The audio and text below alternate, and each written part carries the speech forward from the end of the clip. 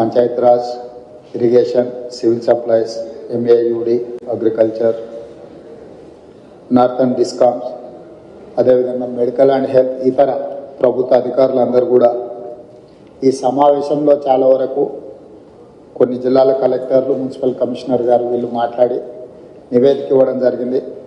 More or less అన్ని జిల్లాల్లో ఇలాంటి సమస్యలే ఉన్నాయి. ఈ సమస్యలను అన్ని దృష్టికి పెట్టుకొని ఇప్పటి వరకు లాస్ట్ 2 రోజుల నుంచి అత్యవసరమైన సేవలను అందించడం, అత్యవసరమైన పరిస్థితులను మీరు అడ్రస్ చేయడం జరిగింది. ఇప్పుడు థెరపీ వచ్చింది, వర్షాలు ఆగినాయి కాబట్టి క్షేత్రస్థాయిలో కలెక్టర్లు మీరు బృందాలను పంపించండి. ఫీల్డ్ విజిట్లు చేసి అక్కడ ఉన్న క్షేత్రస్థాయి పరిస్థితులను, అక్కడ జరిగిన నష్టాన్ని, ముఖ్యంగా మనుషుల నష్టము, పశు సంపద నష్టము, పంట నష్టము, తర్వాత ఇన్ఫ్రాస్ట్రక్చర్ డ్యామేజ్, అదే పంచాయత్ రాజ్ కావచ్చు, ఆర్ఎండ్బి కావచ్చు, ఎంఏయుడి కావచ్చు, or any other departments, even schools కానీ, ఎలక్ట్రిసిటీ డిపార్ట్మెంట్, ఎనర్జీ డిపార్ట్మెంట్ వాళ్ళే కానీ, కొన్ని దగ్గర అంగన్వాడీలు కానీ, ఇట్లా గవర్నమెంట్ కూడా కొన్ని శిథిలావస్థకు వచ్చిన భవనాలు కానీ, వీటన్నిటిని క్షేత్రస్థాయిలో మీ జిల్లాలలో మీరు నివేదికలు తెప్పించుకోండి. దాంట్లో ప్రజాప్రతినిధుల సహకారం కూడా తీసుకోండి. నా సూచన ప్రజాప్రతినిధులకు కూడా చాలా అంశాలు మీ దృష్టిలో ఉంటాయి, ప్రజలు కూడా మీ దగ్గరికి తీసుకొస్తుంటారు, ఎమ్మెల్యేలకు, ఎంపీల దగ్గరికి. మీరు కూడా వాటిని ఒక నివేదిక రూపంలో కలెక్టర్లకు పంపించండి. దాంతో ఏమవుతారంటే మాకు ఒక రిపోర్ట్ తయారు చేసి డిజాస్టర్ మేనేజ్మెంట్ నుంచి కూడా గవర్నమెంట్ ఆఫ్ ఇండియాకు నివేదిక ఇవ్వడానికి అవకాశం ఉంటుంది. కాబట్టి సంబంధిత అధికారి అనిల్ కుమార్ గారు కూడా నా సూచన ఏ ఫార్మేట్లో మీకు పంపాలనో ఒక పర్మనెంట్ ఫార్మేట్, వాళ్ళకు ఒక డైరెక్షన్ ఇవ్వాలి. ఇప్పటి వరకు మనం ఎప్పుడు పెద్దగా క్లెయిమ్ చేసుకోలేదు కాబట్టి అధికారులు ఆ ఫార్మేట్లో పనిచేసే విధానాన్ని మర్చిపోయింది. ఇప్పుడు ఖచ్చితంగా మనం ఆ ఫార్మేట్లో నష్టాన్ని అంచనా వేసి కేంద్ర ప్రభుత్వానికి పంపించాల్సిన అవసరం ఉన్నది. కాబట్టి మీరు అధికారులందరితో ఇప్పుడు ఆల్మోస్ట్ 16 జిల్లాలలో, ఇక్కడ 7 జిల్లా కలెక్టర్లు మాత్రమే ఉన్నారు, కానీ 12 జిల్లాలలో సివియర్ డ్యామేజ్ ఉన్నది. నాగర్ కర్నూలు, అటువైపు ఎంత మహబూబ్నగర్ జిల్లాలో కానీ, ఇటు కృష్ణా గోదావరి నదుల మీద రెండింటి దగ్గర ఉంది.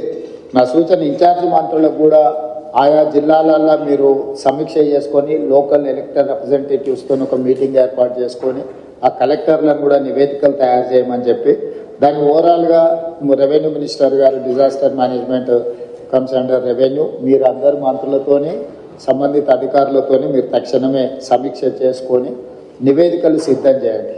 ఎందుకంటే మనము రాష్ట్ర ప్రభుత్వం నుంచి నిధులు ఖర్చు పెట్టడమే కాకుండా కేంద్ర ప్రభుత్వం నుంచి రాబట్టుకోవాల్సిన నిధులను కూడా మనం రాబట్టుకోవాలి. మనం ఆ విషయంలో గతంలో కొంత నిర్లక్ష్యము, కొంత వెనుకబాటుతనం ఉన్నది. ఇక ముందు అలాంటి నిర్లక్ష్యం కానీ, అలా కేంద్ర ప్రభుత్వం నుంచి రావాల్సిన నిధులను తెచ్చుకోవడంలో కానీ అలసత్వం ప్రదర్శించడానికి వీల్లేదు. అలా ఎవరైనా అధికారులు వ్యవహరిస్తే అధికారుల మీద కూడా చర్యలు తీసుకోవడానికి ప్రభుత్వం వెనకాడదు. దయచేసి అధికారులకు నా విజ్ఞప్తి, ప్రభుత్వ విధానము మారింది. ప్రభుత్వం స్పష్టంగా కేంద్ర ప్రభుత్వం నుంచి రాబట్టుకోవాల్సిన ప్రతి రూపాయిని రాబట్టుకుంటుంది. మన దగ్గర నిధులు ఉన్నాయి, మనము ధనిక రాష్ట్రం అని చెప్పి కేంద్రం నుంచి తెచ్చుకోవాల్సిన నిధులను తెచ్చుకోకుండా ఈ రాష్ట్ర ప్రభుత్వం వదలదు. కాబట్టి ఎంత డ్యామేజ్ అయితే అంత కంప్లీట్గా అసెస్ చేయండి. బ్రిడ్జ్లు, అక్కడక్కడ లోకాజ్ వేలు, ఇప్పుడు చూస్తే 100 ఫీట్ రోడ్లే కొట్టుకొని పోయినాయి. సో మీరు టెంపరీ రిలీఫ్ల కోసమే లేకపోతే టెంపరీ రెస్టరేషన్ కోసం మీరు అసెస్మెంట్ చేయకండి. మీరు పర్మనెంట్ సొల్యూషన్ కూడా ఇందులో మీరు నివేదికలు సిద్ధం చేయండి. ఎంతైతే అంత తీసుకొచ్చుకొని మిగతాది ఏదైనా ఉంటే, ప్లస్ ఇప్పుడు మనకు ప్రధానంగా వరంగల్లో చూసిందంతా మీరు ఏవైతే నాలాలు, ఏవైతే చెరువులు, పాతకాలంలో కాలువలు ఇప్పుడు నాలాలు అంటున్నామో వాటిని సరైన విధంగా మనము బాటిల్ నెక్స్ క్లియర్ చేయకపోవడం వల్ల ఎక్కువ వర్షం వచ్చి ఇదంతా డ్యామేజ్ జరిగింది. వాటిని ఒక అసెస్మెంట్లోకి రండి. ఎన్ని క్యూసెక్స్ వాటర్ పోతుంది, ఎంత కావాలి, ఎక్కడైనా ఏమైనా ఎంక్రోచ్మెంట్ ఉందా, మీకున్న వరంగల్ చుట్టూతో ఉన్న చెరువులన్నిటిని కూడా ఇది చేసుకొని ఇంటేక్ అవుట్ఫ్లోలు ఇన్ఫ్లోలను కూడా క్యాలిక్యులేట్ చేసుకొని ఎంత వస్తుంది, ఏమవుతుంది అనేది కూడా మీకు ఒక అసెస్మెంట్ ఉండాలి. అసెస్మెంట్ ఉండాలంటే ఇరిగేషన్ డిపార్ట్మెంట్ని కూడా మీరు ఖచ్చితంగా వాళ్ళని మీ పరిగణలోకి తీసుకోవాలి. వితౌట్ ఇరిగేషన్ డిపార్ట్మెంట్ మీరు లోకల్ డిపార్ట్మెంట్స్ రోడ్లు రిస్టోర్ చేసి మున్సిపల్ వాళ్ళు మీ ఏరియాలు చేసినా మళ్ళీ వర్షం వచ్చినప్పుడు, వరద వచ్చినప్పుడు సేమ్ సమస్య అవుతాయి, సేమ్ కొట్టుకొని పోవడానికి అవకాశం ఉంది. కాబట్టి దయచేసి అట్లాంటి వాటికి అవకాశం ఇవ్వకండి. ఖచ్చితంగా అధికారులు కోఆర్డినేషన్ ఉండాల్సిందే. కలెక్టర్లు మొదట అధికారుల ఈ శాఖల మధ్యలో ఆర్ఎండ్బి, పంచాయతీరాజ్, ఇరిగేషన్, సివిల్ సప్లైస్ అయితే ఈ ఎంఏయుడి వీటి మధ్యలో కంప్లీట్గా మీకు ఒక కోఆర్డినేషన్ పెట్టుకొని పర్మనెంట్గా కలెక్టర్స్ రివ్యూలు చేయాలి. ఒక శాఖకు ఇంకొక శాఖకు మధ్యలో సమన్వయం లేకపోవడం వల్ల కూడా మనకు సమస్యలు ఎక్కువ అవుతున్నాయి. ఒక శాఖ పనులు చేసిపోయిన తర్వాత ఇంకొక శాఖ చేయడం వల్ల కూడా నష్టం జరుగుతుంది. ఎవరు ముందు చేయాలి, ఎవరు తర్వాత చేయాలి అనే దాన్ని కూడా మీకు ప్రణాళిక ఉండాలి.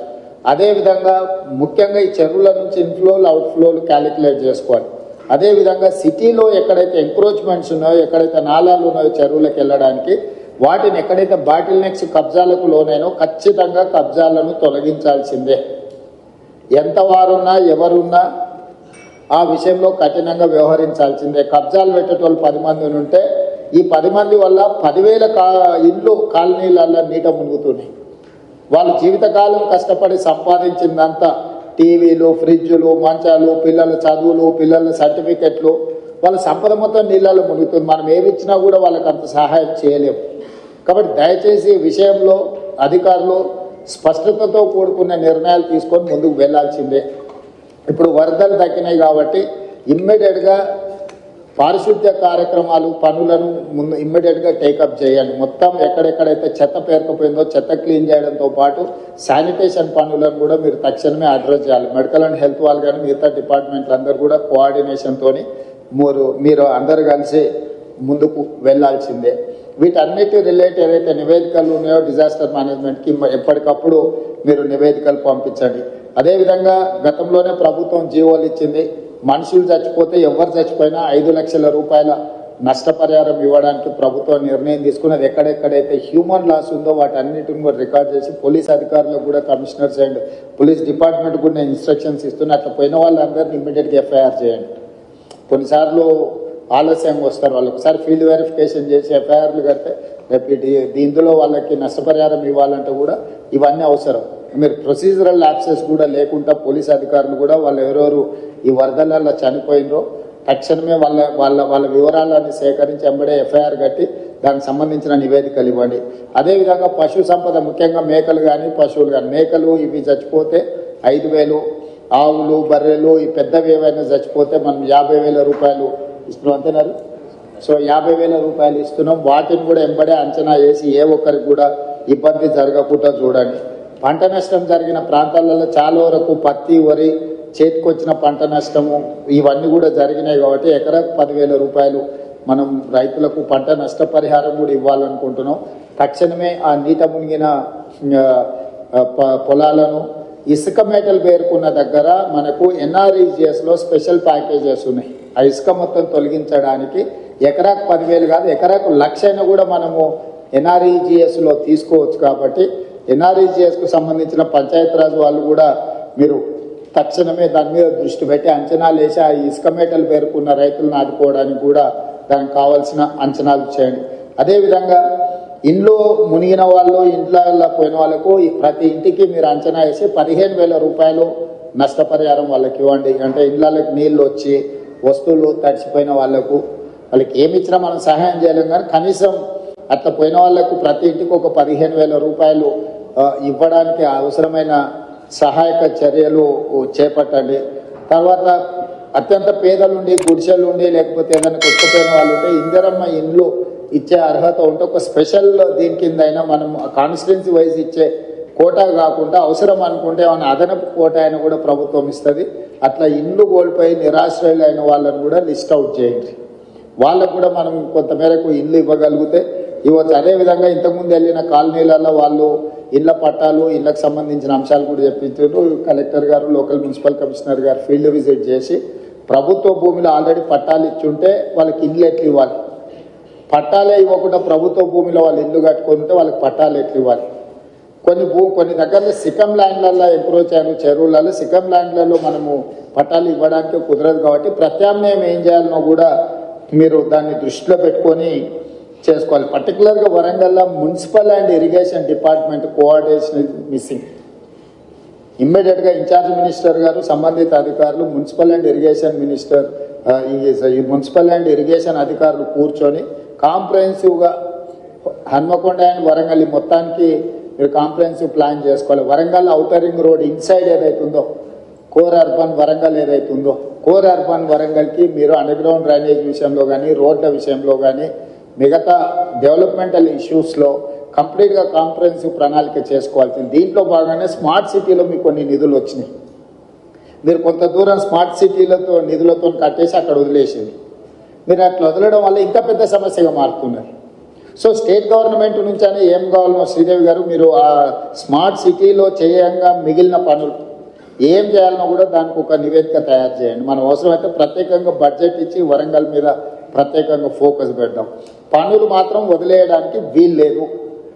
స్మార్ట్ సిటీలో తెచ్చుకోగలిగిన తెచ్చుకోండి. బ్యాలెన్స్ వర్క్స్ ఏవైతున్నాయో ఖచ్చితంగా స్టేట్ గవర్నమెంట్ నుంచి మీరు ప్రపోజల్ చేయండి. Government is here to sanction all those ఏవైతే సమస్యలు ఉన్నాయో వాటికి సంబంధించి.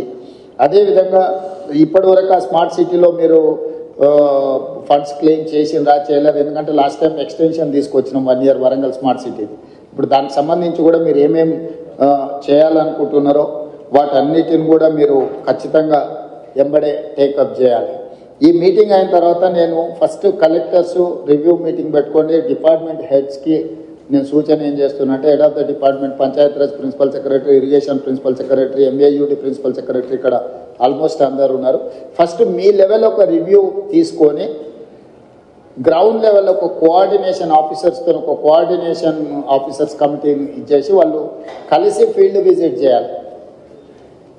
కలెక్టర్లను కూడా అందులో భాగం చేసి కలెక్టర్ల ద్వారా నివేదికలు తయారు చేస్తే మనం ఏం ఫండ్స్ ఇవ్వడానికి ఉంటుందో మనకు స్పష్టత వస్తుంది. మీరు ఒక నివేదిక తయారు చేసుకున్నాక ఏ జిల్లాకు ఆ జిల్లా, ఫర్ ఎగ్జాంపుల్ వరంగల్ జిల్లా, ఉమ్మడి వరంగల్ జిల్లా ఇన్ఛార్జ్ మంత్రిగా ప్రజాప్రతినిధుల అధికారులతో ఇమ్మీడియట్గా రివ్యూ తీసుకొని ఆ నివేదికలు తయారు చేస్తే గవర్నమెంట్ ఆఫ్ ఇండియా నుంచి ఫండ్స్ ఎట్లా తెచ్చుకోవాలా, స్టేట్ గవర్నమెంట్ నుంచి ఏం ఫండ్స్ ఇవ్వాలా అనేది రెండింటి మీద కూడా మేము క్లారిటీ ఇచ్చి దానికి కావాల్సిన నిధులు మంజూరు చేసే కార్యక్రమం తీసుకుంటాం. ఇక ముందు ఈ క్లౌడ్ బస్ట్ అనేది పర్మనెంట్. మీరు ఏదో ఈ ఒక్కసారి వచ్చింది దీన్ని టెంపరీగా మీరు అడ్రస్ చేద్దాము అని అనుకుంటే మీ తప్పు. పోయిన సంవత్సరం వచ్చింది, ఈ సంవత్సరం వచ్చింది. మీకు కోవిడ్ తర్వాత క్లైమేట్ చేంజెస్ జరిగినాయి. ఇంకా రెగ్యులర్గా మనం ఈ ప్రాబ్లం ఫేస్ చేసేది ఉంటుంది కాబట్టి ఈ ఇష్యూస్ని పర్మనెంట్గా ఎట్లా అడ్రస్ చేయాలనో మీ దగ్గర ప్రణాళిక ఉండాలి. అంటే రిసోర్సెస్ అంటే ఫండ్స్ రిసోర్సెస్ ఎట్లా మనం చేసుకోవాలి, యాక్షన్ ప్లాన్ ఎట్లా చేసుకోవాలి, మీ దగ్గర అందరి దగ్గర కూడా నివేదికలు పెట్టుకొని చేసుకోవాల్సిన అవసరం ఉంది. దీని మీద ప్రత్యేకంగా దృష్టి పెట్టండి. ఎవరైనా అధికారులు ఉన్న నెక్స్ట్ 10-15 days అన్ని సెలవులు రద్దు చేయండి. క్షేత్రస్థాయిలో నివేదికలు తయారు చేయండి. ప్రభుత్వం వైపు నుంచి మీకు పూర్తిగా సహకారం ఉంటుంది. ప్రజాప్రతినిధులు ఇచ్చే నివేదికలను కూడా పరిగణలోకి తీసుకోండి. ఫీల్డ్లో మీరు క్షేత్రస్థాయి నివేదికలు తెప్పించుకొని తక్షణం దీని మీద చర్యలు తీసుకోవడానికి అవసరమైన ప్రణాళికలు చేస్తే నేను మళ్ళీ అన్ని జిల్లా కలెక్టర్లతోనే హైదరాబాద్ స్థాయిలో నేను మళ్ళీ రివ్యూ తీసుకుంటాను. Arvind, next 1 week, after 1 week, ask them to come with reports. టోటల్గా ఆయా జిల్లా నివేదికలు మీరు తెప్పించుకొని మీరు అంతా చేసిన తర్వాత నాకు ఒక రిపోర్ట్ పెట్టి దాని మీద గవర్నమెంట్ ఆఫ్ ఇండియా నుంచి ఒకవేళ ఏమన్నా వాళ్ళ కమిటీని ఎవరినైనా ఇన్వైట్ చేయాలన్నా లేకపోతే మనమే వెళ్ళి నివేదిక చేయాలన్నా ఏం చేయాలని దాని మీద చేద్దాం. రెవెన్యూ మంత్రి గారు మీరు పర్సనల్గా దీన్ని దృష్టిలో పెట్టుకొని చేయాల్సిందిగా కోరుకుంటున్నాను. ఆర్ఎన్బి పక్క నుంచి చెప్తుంది, ఆర్ఎన్బిలో చాలా రోడ్లు డ్యామేజ్ అయినాయని. ఆర్ఎన్బి అధికారులు వికాస్, ఆర్ఎన్బి నుంచి ఏముందో మీరు స్పెషల్గా ఒక ఆఫీసర్ని ఇచ్చేసి దీని మీద కంప్లీట్గా నివేదికలు తెప్పించండి. లోకల్ ఏ ఇష్యూస్ ఉన్నా కూడా ఒకసారి దీన్ని టోటల్గా నివేదికలు తెప్పించి పనులు పూర్తి చేయాల్సిందిగా కోరుకుంటూ, అధికారులు ఎవరు నిర్లక్ష్యం వహించినా ప్రభుత్వం దాన్ని సీరియస్గా పరిగణలోకి తీసుకుంటుంది. దయచేసి నిర్లక్ష్యం అనేది వదలండి, క్షేత్రస్థాయిలకు వెళ్ళండి. కలెక్టర్లు కూడా ఫీల్డ్ విజిట్లు చేయాల్సిందే. నేను కలెక్టర్లు చీఫ్ సెక్రటరీ గారు కూడా చెప్పిన, మీ ఏసీఆర్లు రాసినప్పుడు మీ ఫీల్డ్ విజిట్స్ కూడా వన్ ఆఫ్ ద క్రైటీరియా. మీరు అనుకోవచ్చు ఫీల్డ్ విజిట్ చేయకపోతే ఎక్కువ అయితే ట్రాన్స్ఫర్ చేస్తారని. ట్రాన్స్ఫర్ చేయకుండా మీ వార్షిక నివేదికలలో కూడా మీరు ఎన్నిసార్లు ఫీల్డ్ విజిట్ చేసారు, ఎక్కడెక్కడికి వెళ్ళి, ఎడ్యుకేషనల్ ఇన్స్టిట్యూట్స్ ఎన్ని చేసారు, డిజాస్టర్లో ఎన్ని అడ్రస్ చేసారు, అన్నిటిని కలిపి దాన్ని కూడా ఒక బెంచ్ మార్క్గా ప్రభుత్వం పరిగణిస్తుంది. దయచేసి ఈ అంశాలను అన్నిటిని కూడా దృష్టిలో పెట్టుకొని ఇప్పటివరకు బాగా పనిచేసిన అధికారులను అభినందిస్తూ, బాగా పనిచేయాల్సిన అధికారులకు సూచనలు చేస్తూ భవిష్యత్ కార్యాచరణని సిద్ధం చేసుకోండి అని తెలియజేస్తూ మీ అందరి దగ్గర సెలవు తీసుకుంటున్నా. ధన్యవాదాలు.